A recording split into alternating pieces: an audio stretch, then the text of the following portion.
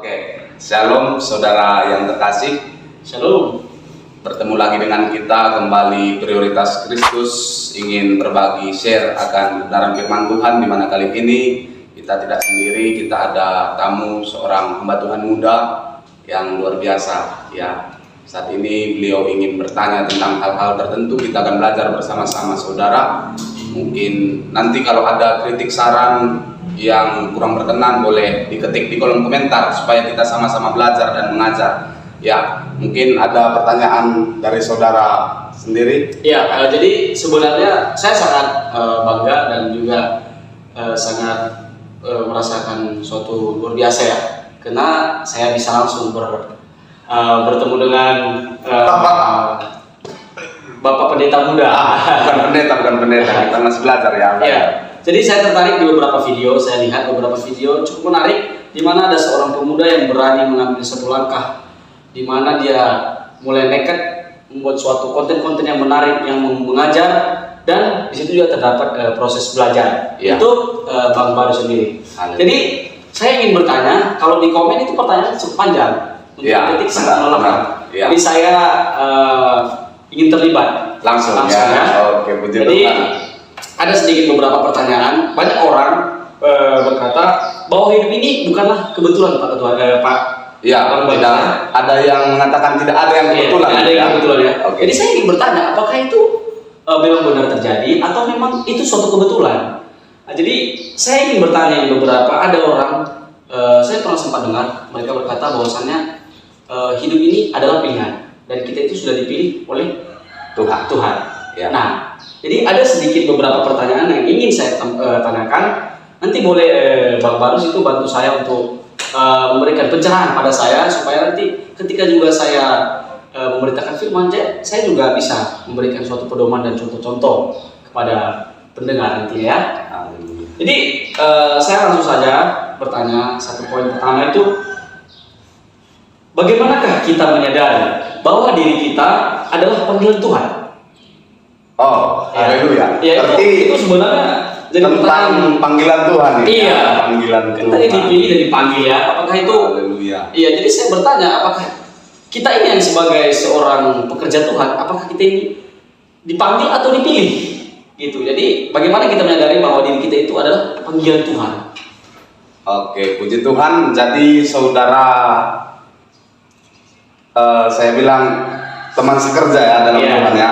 Saat ini sangatlah hal yang sangat penting dibahas bagi kalangan, khususnya kita kalangan pemuda, kalangan pelayan Tuhan ya. Karena banyak orang sudah melayani Tuhan beberapa tahun, bahkan mungkin sudah lama, dia belum mengerti makna yang sebenarnya tentang panggilan. Nah saudara, saya mau katakan tentang panggilan ini adalah suatu hal yang sangat penting dibahas. Kenapa? Bahwa tidak secara kebetulan saudara. Tadi kan dibilang tidak ada secara kebetulan kita memiliki hidup sudah pilihan gitu. Tapi saudara, saya tadi coba searching berapa penduduk dunia sekarang itu sekitar 7-8 miliar. Nah saudara, di antara sekian 7-8 miliar itu, saudara adalah salah satu orang yang dipanggil Tuhan. Saya katakan saudara adalah orang yang sangat spesial. Jadi saudaraku yang dikasih oleh Tuhan, kembali kita, apapun yang akan kita bahas, kita harus back to the Bible. Jadi saudara yang dikasih oleh Tuhan, saya akan jawab dengan satu ayat kebenaran firman Tuhan. Tadi pertanyaannya, bagaimana kita menyadari bahwa diri kita adalah panggilan Tuhan. Panggilan Tuhan. Iya. Kita buka saja dulu di dalam ketika Yeremia dipanggil Tuhan. Yeremia pasal 1 ayatnya yang ke-6. Iya. Saya sangat terinspirasi dengan ayat ini karena apa? Saya merasakan sendiri, saudara. Karena dari kandungan ibu kita, sebelum kita menjadi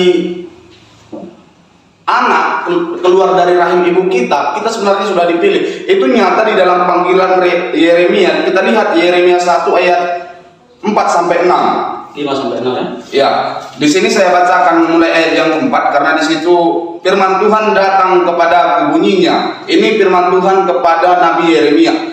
Ayat 5, sebelum aku membentuk engkau dalam rahim ibumu, aku telah mengenal engkau. Dan sebelum engkau keluar dari kandungan, aku telah menguduskan engkau. Aku telah menetapkan engkau menjadi nabi bagi bangsa-bangsa. Maka aku menjawab, ah Tuhan Allah, sesungguhnya aku tidak pandai berbicara, sebab aku ini masih muda. Nah, saudara, di sini makanya tadi kenapa kita awali dengan kita ini masih muda, tapi Rasul Paulus pernah berkata kepada Timotius, jangan seorang pun menganggap engkau rendah karena engkau muda. Kenapa? Yeremia ini sebenarnya umurnya di sini 18 tahun. Iya, 18 tahun. Iya, 18 tahun. Dia sudah dipanggil oleh Tuhan menjadi seorang nabi. Tapi di sini Yeremia katakan apa? Aku tidak pandai berbicara. Itu kadang menjadi membuat kita dilema di dalam masa muda, gitu. Jadi di sini saudaraku yang luar biasa dalam Tuhan, di sini saya mau katakan bahwa sebelum kita ada di dunia ini, sebenarnya masa depan itu sudah ada. Tuhan, desain Tuhan itu sudah ada dalam kita, gitu. Nah, ini sangat menarik ini ya Bang Marus ya. Berarti sebelum kita lahir, Iya. itu sudah ditentukan Tuhan itu dari kita sudah dipanggil. Sudah, itu Dipanggil, sudah Alkitabiah. Karena gimana ya, saya sebenarnya memiliki kesaksian, tapi kalau nanti diceritakan terlalu panjang. Ada nanti waktu tertentu saya akan ceritakan bahwa saya sangat percaya sebelum kita bakal janin, kita sudah dipilih oleh Tuhan. Rancangan damai sejahtera sukacita itu sudah Tuhan sediakan bagi kita, di mana rancangannya menjadikan kita orang yang menjadi kepala bukan ekor, itu ada. Tetapi sebagai manusia kita memiliki yang tadi pilihan bebas gitu. Jadi mau kita ikuti panggilan Tuhan itu mau tidak, itu ada di dalam kita gitu. Baik, ini sangat menarik Bang. Jadi berhubungan dengan itu, saya juga bertanya, banyak orang bilang panggilan dan pilihan itu. Oh, tunggu dulu. Sebelum kita masuk ke situ, tadi saya teringat satu ayat lagi. Yeah. Bagaimana kita menyadari bahwa diri kita adalah panggilan Tuhan. Yeah. Di sini nggak bisa kita memilih mau kita dipanggil Tuhan atau enggak. Itu sudah koridornya Tuhan, hak istimewanya Tuhan. Nggak bisa kita mengatakan pilih aku Tuhan, enggak. Baca coba Yohanes 15 ayat 16. Yohanes 15. Injil Yohanes pasal 15 ayat 16. Kita akan sama-sama baca. Yohanes 15 ayat Ya, 16. silakan. Bukan kamu yang memilih aku, tetapi akulah yang memilih kamu. Dan aku telah menetapkan kamu supaya kamu pergi dan menghasilkan buah, dan buahmu itu tetap, supaya apa yang kamu minta kepada Bapa dalam namaku diberikannya kepada kamu. Puji Tuhan. Di sini dikatakan bukan apa? Bukan kamu yang memilih aku. Jadi jangan kita nanti berpikir ketika saya baik yang saya dipilih Tuhan. Ketika saya dilihat orang sudah wow gitu saya dipilih Tuhan. Enggak. Dari awal kita sudah dipilih oleh Tuhan. Enggak bisa kita mengatakan aku ini kan sudah melayani, aku pasti dipilih Tuhan. Enggak. Itu kasih karunia, cuma-cuma, pemberian yang secara cuma-cuma dari Tuhan. Jadi jangan nanti kita berpikir bahwa ketika kita sudah melayani Tuhan karena hebat dan gagah kita, enggak. Jangan kita berpikir kita dipilih Tuhan karena kita rajin gereja, enggak. Jangan kita berpikir kita dipilih Tuhan karena memang ya ada hal spesial dari kita, enggak. Kita ini hanya ciptaan. Ketika Dia memilih kita itu adalah, makanya tadi saya buka dengan kita ini adalah orang spesial karena sekian miliar, 7-8 miliar penduduk dunia sekarang, kita adalah salah satu pilihan Tuhan. Oke, ini menarik. Jadi saya ingin bertanya Bang Barus ya. Ya, dari silakan. pemahaman-pemahaman yang disampaikan cukup menarik. Jadi saya ingin bertanya juga untuk pertanyaan selanjutnya, apakah ada perbedaan panggilan dan pilihan itu? Ya, ini sebenarnya sudah sangat apa ya, dimana ini sangat sering dibahas bahkan menjadi perdebatan. Sebenarnya coba kita buka dulu di dalam Matius 22 ayat 14. Matius 22 ayat Ya, 14. Injil Matius. Biar saya bacakan dulu. Boleh. Matius 22 ayat 14, sebab banyak yang dipanggil tetapi sedikit yang dipilih. Iya. Sebenarnya kalau dalam konteks lain panggilan dan pilihan ini sama, tapi di dalam konteks Matius ini berbeda. Karena apa? Di situ memang latar belakangnya ada seorang raja membuat perjamuan semacam perjamuan makan-makan seperti itu. Jadi ketika saat itu dia menyuruh budaknya mengundang orang-orang untuk datang ke perjamuan itu. Tapi ketika dia undang, banyak yang menolak, banyak yang nggak mau datang. Bahkan ada sebagian orang yang membunuh budak yang diutus itu. Jadi ini sebenarnya perumpamaan masuk kerajaan surga ya. Jadi ketika budak itu mengajak dia untuk makan bersama di perjamuan raja itu, mereka diusir, budaknya itu dibunuh. Jadi ketika kembali ke tempat, budak itu tadi mengatakan kepada raja bahwa tidak ada yang mau. Jadi raja berpesan, ajak-ajak orang-orang yang gelandangan kah, orang-orang yang tidak mampu kah untuk datang supaya pesta ini tetap ramai gitu. Jadi di situ dalam konteks yang saya tahu, orang yang dipilih itu sebenarnya semua kita sudah dipanggil ya. Semua kita sudah dipanggil. Sama halnya ketika perjalanan bangsa, kalau kita masuk ke dalam konteks perjanjian lama itu bangsa Israel yang keluar dari tanah Mesir, itu kan sudah dijanjikan Tuhan tanah Kanaan yang manis, yang indah. Tapi sekian banyak orang yang berjalan, seberapa orang cuma yang sampai 12 orang gitu. Jadi ini yang menjadi perenungan kita bahwa banyak kalau yang dipanggil ya, banyak yang dipanggil, tetapi di situ nanti akan diuji dalam konteks lain. Firman Tuhan juga dikatakan bahwa kita akan masuk ke dalam yang namanya zaman penampian. Yang tidak baik akan dibuang, yang tidak, ibarat pohon yang tidak berbuah akan dibakar gitu. Di situ akan terjadi, ditentukan mana yang dipilih dan yang dipanggil. Itu menurut konteks ini. Tetapi kalau kita masuk ke dalam konteks lain, dikatakan bahwa panggilan dan pilihan itu memang searah gitu. Jadi ini kita berbicara tentang konteks ini bahwa kita harus memang gimana istilahnya, kita kalau mau menjadi dipilih itu nggak mudah gitu. Kalau dipanggil memang kita semua sudah dipanggil. Semua mungkin orang sudah mengalami diberitakan Injil. Semua orang sudah mengerti Injil. Mungkin ada orang-orang tertentu yang sama sekali belum mendengar, tapi banyak orang ketika mendengar mengabaikan. Ketika kita ajak Yesus adalah jalan dan kebenaran dan hidup, mereka menolak. Itulah yang dipanggil, tidak dipilih gitu. Jadi pilihan itu terletak pada orang yang dipanggil itu. Kalau dia mau memilih ikut, itu terserah dia. Kalau tidak, terserah dia. Tapi sebenarnya dari awal udah ditetapkan oleh Tuhan. Oke, menarik. Oke, jadi dari pembahasan dua pertanyaan yang telah saya sampaikan, ada satu poin yang menarik nih Bang Barus ya. Jadi apakah seperti yang tadi Bang Barus sampaikan, bahwasanya panggilan dan pilihan, ya di situ ada sedikit perbedaan, namun hampir sama ya, betul ya? Hampir sama. Jadi begini, bagaimanakah cara kita mencapai tahap dipilih, bukan hanya dipanggil? Seperti yang tadi bangsa-bangsa yang ketika Raja Paulus tadi mengadakan suatu pesta ya, pesta. Seorang raja, bukan? Iya, seorang raja mengadakan pesta, mengundang para orang bangsa-bangsa, namun bangsa-bangsa itu tidak mau, bahkan sebagian membunuh sebagian budak-budak daripada raja tersebut. Nah, itu bagaimana cara kita mencapai tahap dipilih, bukan hanya dipanggil?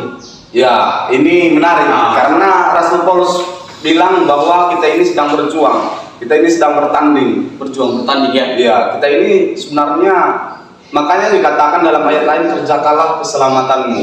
Jadi jangan kita berpikir bahwa ketika kita sudah percaya bahwa kita sudah orang yang sangat luar biasa, jadi kita mau seenaknya saja, kita merasa bahwa apapun yang kita lakukan kita sudah masuk surga, itu enggak. Jadi ini sangat menarik karena Rasul Paulus katakan, aku adalah seorang petinju yang bukan sembarangan memukul. Jadi sekarang kita baca sebuah ayat kebenaran firman Tuhan. Ini sangat menarik bahwa diceritakan bagaimana kita mencapai panggilan dan pilihan itu di dalam 2 Petrus 1 ayat 10. 2 Petrus 1 ayat 10 ya. Ya. Boleh dibacakan kalau sudah dapat.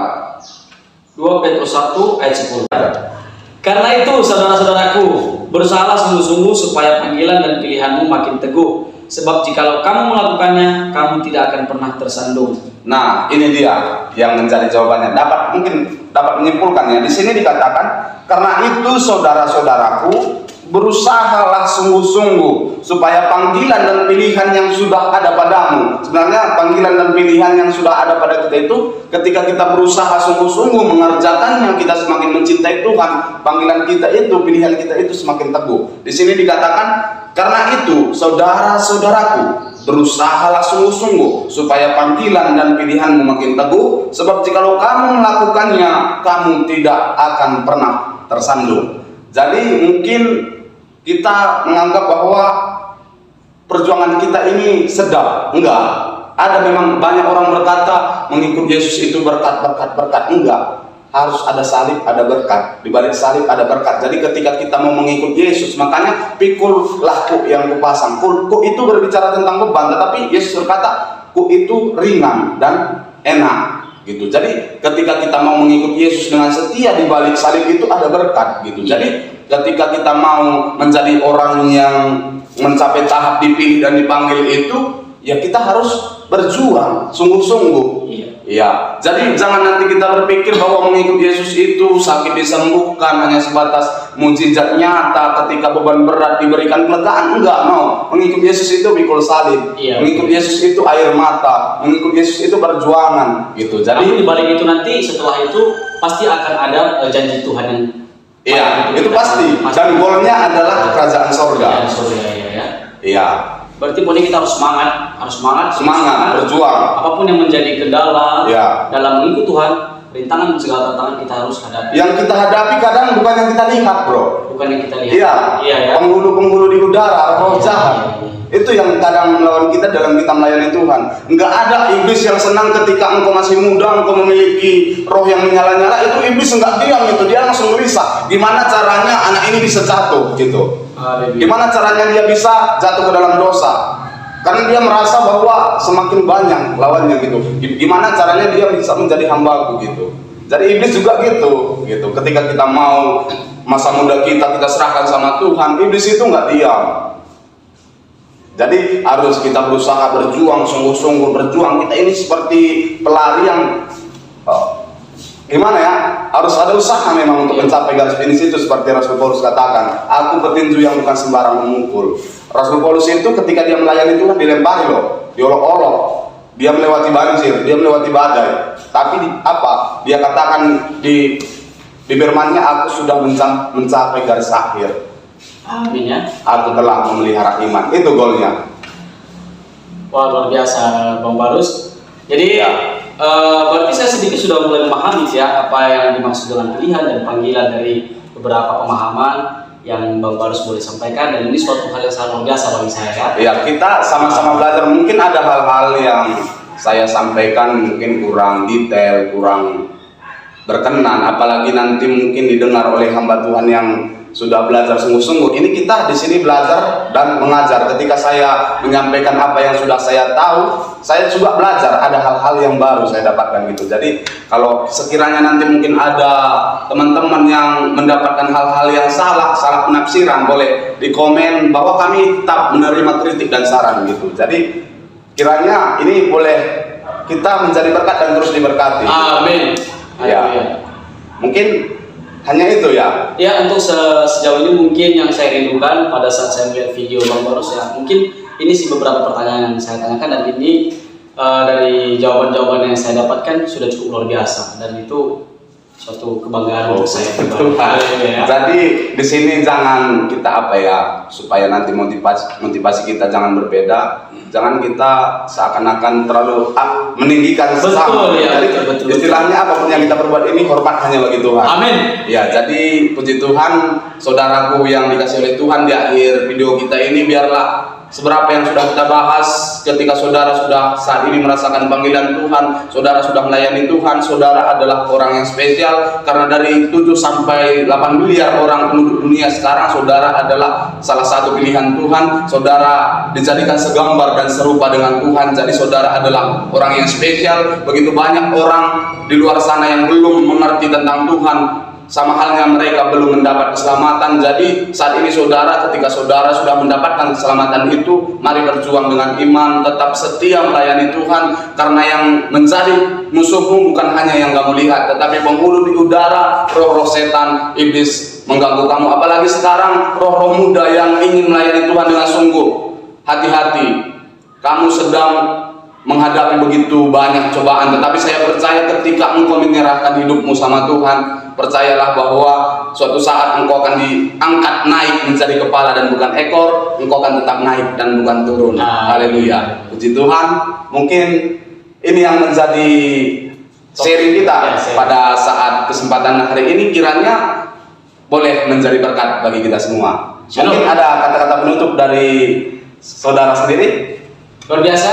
buat teman-teman semua yang ingin berkonsultasi dan ingin sama-sama kita belajar tentang firman, boleh kita komen, dan juga nanti untuk tindak selanjutnya langsung ke admin. Admin ya. Prioritas Kristus. Haleluya. Oke, see you ya. Tuhan, sampai jumpa. Tuhan Yesus memberkati kita semua. Salam. Shalom. Haleluya.